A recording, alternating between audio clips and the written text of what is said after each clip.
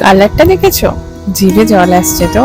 চলো আজকে কাঁকড়ার রেসিপিটা শেয়ার করি। রান্নার আগেই সাদা কালো সর্ষে আর পোস্তটা একসাথে মিহি করে চন্দনের মতো বেটে রেখেছি। তেল গরম করে কাঁকড়াগুলো ছাকা তেলে অল্প অল্প করে ভেজে নেব। কাঁকড়া না ভাজলে কিন্তু কাঁকড়ার জলজ আঁচটি গন্ধটা থেকে যাবে। এরপর গরম তেলে পেঁয়াজটা ব্রাউন করে ভেজে নিয়ে তার মধ্যে আদা বাটা, কাঁচা লঙ্কা আর সর্ষে বাটাটা দিয়ে ভালো করে মশলা কষিয়ে নিতে হবে। এর মধ্যে নুন হলুদও দিতে হবে। কাঁকড়ার ঘিগুলো এর মধ্যে দিয়ে ভালো করে কষিয়ে নেব।